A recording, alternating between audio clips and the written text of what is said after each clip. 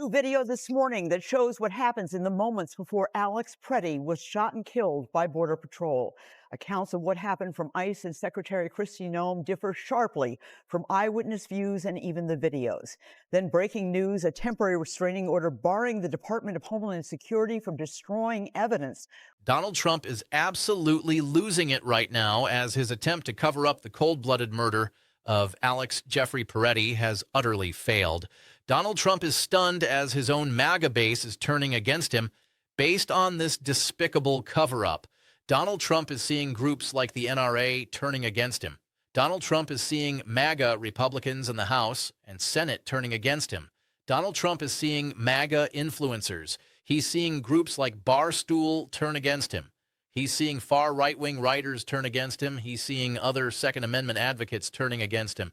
You see, Donald Trump has overplayed his hand in trying to engage in his most despicable cover-up yet, and the American people are seeing this for the watershed moment that it is. I'm out here with everybody who's out here today because Donald Trump and his administration are eradicating our fundamental rights as Americans and destroying our democracy. We want to just continue to not let this fall through the cracks and make sure that people know about the atrocities that this administration is committing. Frankly, the people in the United States should have been well aware of this before, but this has now reached a fever pitch as Donald Trump and his regime attempted to defame Alex Peretti after he was brutally murdered in cold blood by the Border Patrol Gestapo. Individuals showed up to impede a law enforcement operation and assaulted our officers. They responded according to their training. By now, I'm sure you know most of the facts that Alex Peretti was at a peaceful protest in Minneapolis. A female protester was being brutalized by Trump's Border Patrol Gestapo. She was being pepper sprayed. Alex Petty saw what was happening. He went to help the female protester.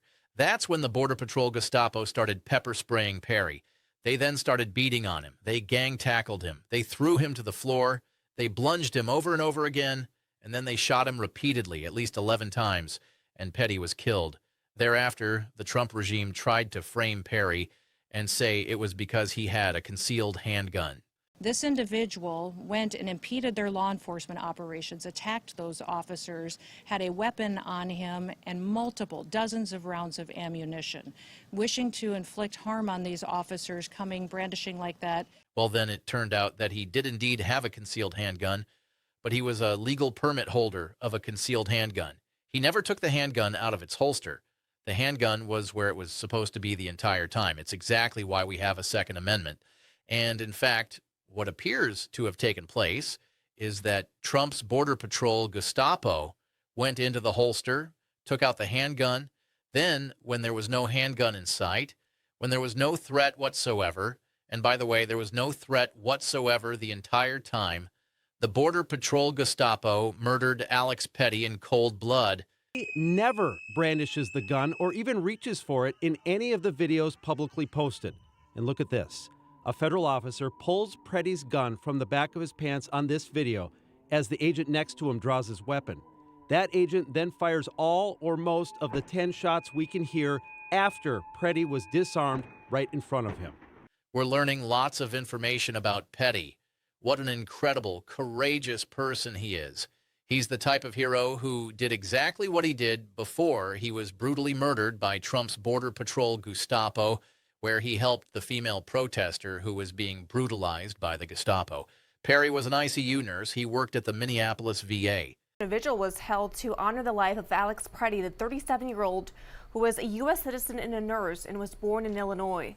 He was shot and killed by federal agents in Minneapolis yesterday. And from all of the family members of his patients and the patients that he treated at the VA, everybody describes him as one of the most incredible people ever. He's someone who dedicated his life to service. That's why he was working at the VA. He's someone who was very much involved in the sciences and the medicine, trying to always make people's lives better. He was an outdoorsman, a dog dad, and an all-around incredible person.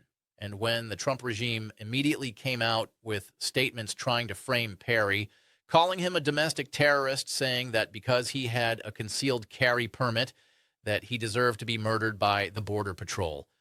The weapon, and we do know that the suspect did bring a weapon, a loaded 9mm high-capacity handgun to a riot. We do know that.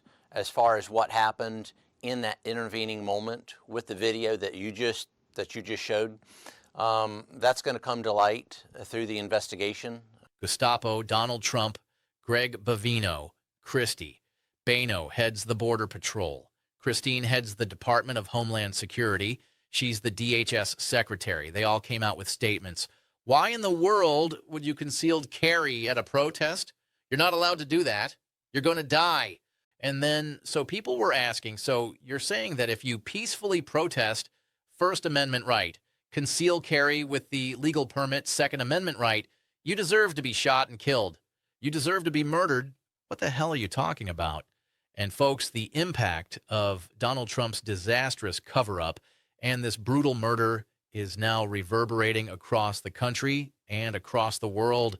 I'm going to do another video about it this morning, but there's an entire Boycott USA, Boycott World Cup movement that was already brewing, which is accelerating. People in other countries are saying, why the hell would we want to go to the United States where if we show up, we're going to get killed by Border Patrol and ICE Gestapo?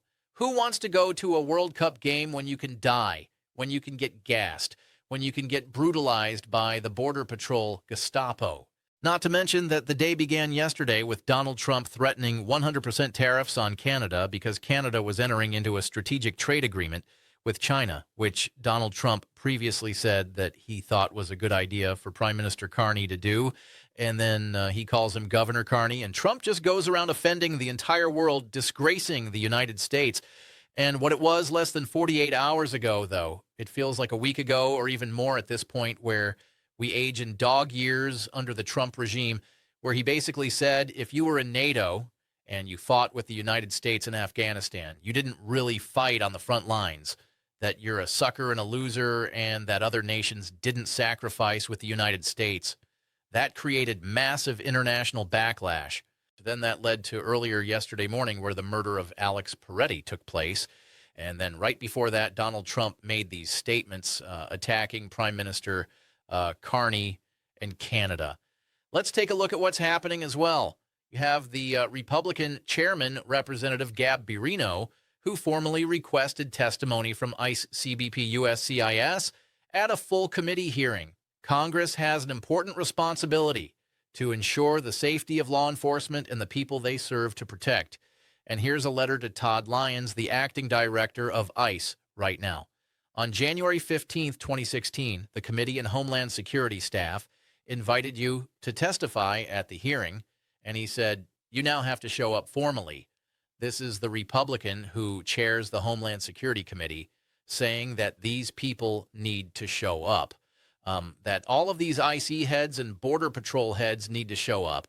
We're now also seeing that some of the Democrats who we were being very critical of here because they were considering funding ICE and Border Patrol in the current funding package, the government will shut down unless these funding packages are passed by the House and the Senate. By now, I'm sure, you know, the House passed its portion of the appropriations bill, and now it went to the United States Senate.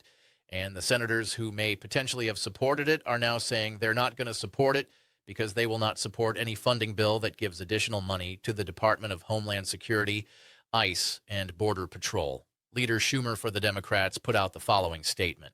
What's happening in Minnesota is appalling and unacceptable in any American city. Democrats sought common sense reforms in the Department of the Homeland Security spending bill. But because of Republicans' refusal to stand up to Trump, the DHS bill is woefully inadequate to rein in the abuses of ICE. I will vote no. Senate Democrats will not provide the votes to proceed to the appropriations bill if the DHS funding bill is included, to which Democratic Congresswoman AOC responded to Schumer's statement by saying, "This is the strength of response we need. People's calls and organizing worked. Thank you to all who mobilized. No action is ever too small. That is why we never give up. Thank you, Senate Dems." And while I'm sure you, like me, are very disappointed, I'm putting it lightly, I should say horrified at some of those House Democrats who voted to allow additional funding to ICE and to Border Patrol. It was only a small group of those House Dems, which at this point, I believe, frankly, is disqualifying. And I want to hear from all of them what they have to say. I am proud that AOC and others have been pushing the Senate to do the right thing. And even though some of these senators were wishy-washy and have betrayed us in the past, and they still may in the future, I am glad that they're putting out a statement saying no funding to ICE.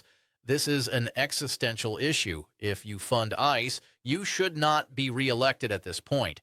ICE needs to go. Border Patrol needs to go. It's that simple. It's a black and white issue to me, and it should be to the rest of the country at this point. Jake Sherman, who covers the Senate and Congress generally for Punchbowl, says the following: the ICE situation is a nightmare for the Senate. Cannot see a scenario in which Senate Dems can vote for this 6-bill package, which includes Department of Homeland Security funding. The government shuts down Friday. The first Senate procedural vote not likely until Wednesday. So we'll see what happens there. And meanwhile, you had people like Stephen Miller and the White House account and Donald Trump making posts like this.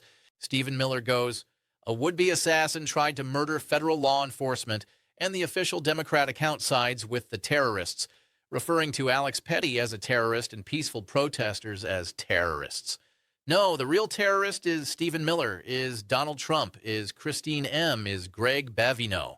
This was posted from Trump's account as well as the official White House account.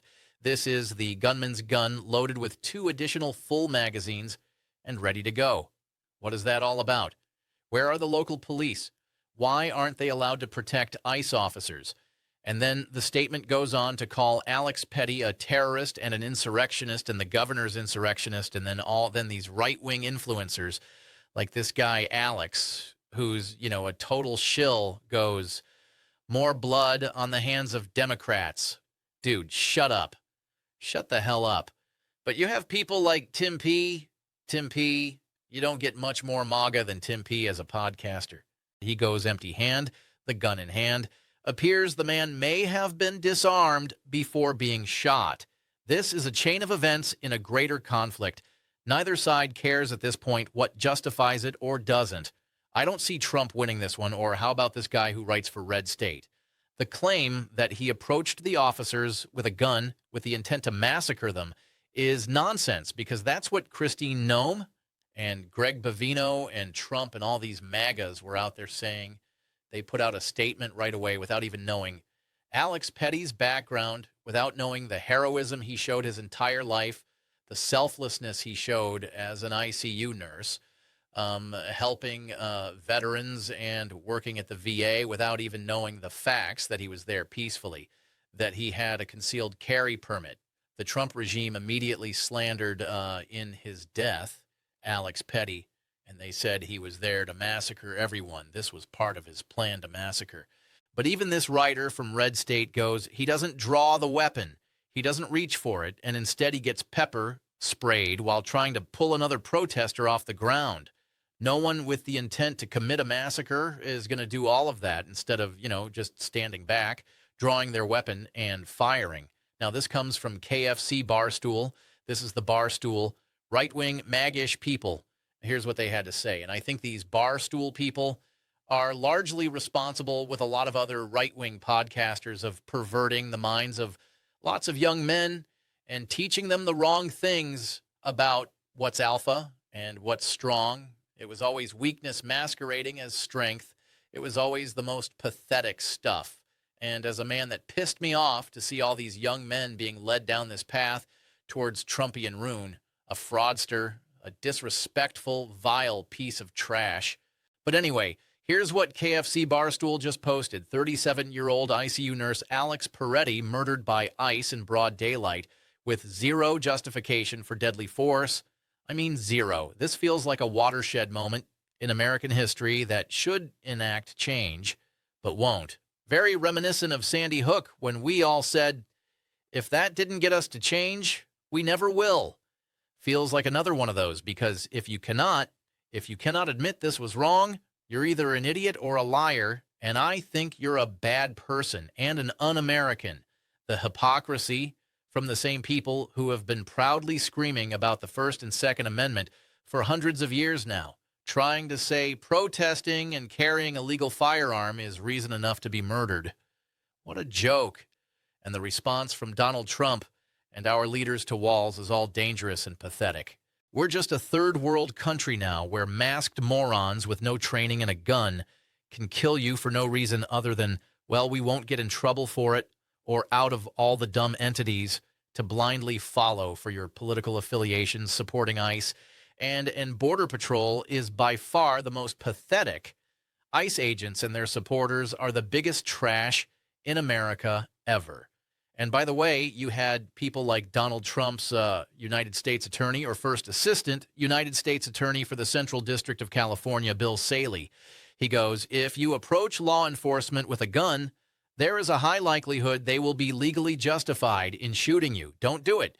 To which the NRA said, this sentiment from the First Assistant United States Attorney for the Central District of California is dangerous and wrong. Responsible public voices should be waiting a full investigation, not making generalizations and demonizing law-abiding citizens. And folks, we all saw with our eyes what happened to Alex Petty. I've showed that video many times before.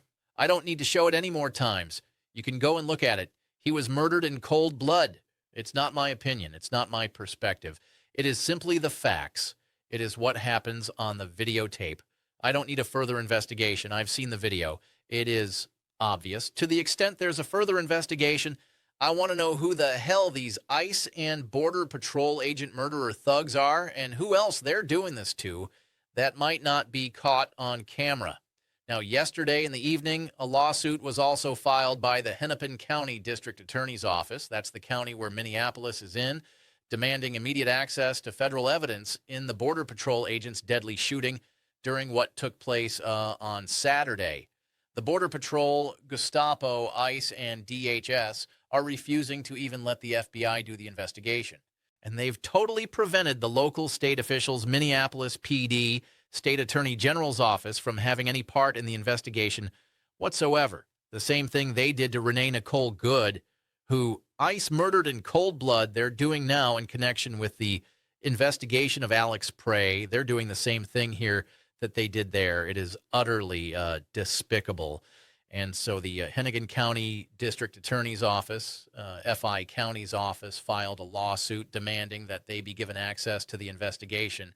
And they said, under the 10th Amendment, we have a law enforcement responsibility. You can't have the FBI also be cut out, or just you can't have the feds in general cut out local law enforcement from doing the job of local law enforcement. It's not allowed, period, full stop. So you have that lawsuit. We're just learning more about Alex Petty from his colleagues like Dr. Dimitri Denoka, who said, Alex Perry was a colleague at the VA. We hired him to recruit for our trial. He became an ICU nurse. I loved working with him. He was a good, kind person who lived to help, and these efforts executed him. Alex, from our time working together while he was in nursing school. Later, he moved to ICU, working as a nurse to support critically ill veterans. He had such a great attitude. We chat between patients about trying to get in a mountain bike ride together. Well, that will never happen now. We also heard from Monsieur Randolph. Rest in peace, Alex Prey. He was my dad's ICU nurse, and he read my dad's final salute at the VA after he passed away. Never wanted to share this video, but his speech is very on point. Also, my father's final words to me was, continue to fight the good fight. He would be honored in Alex's sacrifice and ashamed of this current administration. In my dad's words, I encourage you all to continue the fight. Continue to fight the good fight. I played that video on the video I made last night. If you want to go and watch that, you can go and watch that video again. But I want to read for you now the statement from the family of Alex Prey that they issued yesterday evening. We are heartbroken, but also very angry. Alex was a kind-hearted soul who cared deeply for his family and friends, and also the American veterans whom he cared for. As an ICU nurse at the Minneapolis VA hospital, Alex wanted to make a difference in this world. Unfortunately, he will not be with us to see his impact. I do not throw around the hero term lightly. However, his last thought and act was to protect a woman. The sickening lies that have been told about our son by the administration are reprehensible and disgusting. Alex is clearly not holding a gun when attacked by Trump's murdering and cowardly ICE thugs. He has his phone in his right hand, and his empty left hand is raised above his head while trying to protect the woman ICE just pushed down, all while being pepper sprayed. Please get the truth out about our son. He was a good man. And I want to reference this as well. Two other things. First, we're learning that Pam Bondi, yesterday morning, before the murder took place, sent an extortion letter to Governor Walz and to the Minnesota government officials, the AG, Mayor Fry of Minneapolis. And as Matt McDermott says, as insane as this sounds, it's true. Pam Bondi sent Minnesota officials a letter yesterday saying ICE would leave the state if Minnesota turns over its voter files to the Trump regime. They're openly using state terrorism as a bargaining chip to seize election infrastructure. That's what went down yesterday.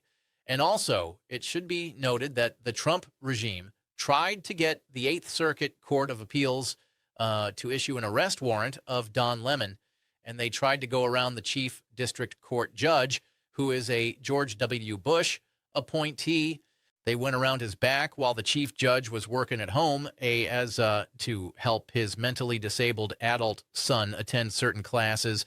The DOJ went around the back of the chief district court judge, ran to the Eighth Circuit Court of Appeals to try to get them to issue a warrant to arrest Don Lemon for videotaping a protest at a church in St. Paul. The Eighth Circuit Court of Appeals rejected it, and you have this letter from this George W. Bush judge saying, I apologize.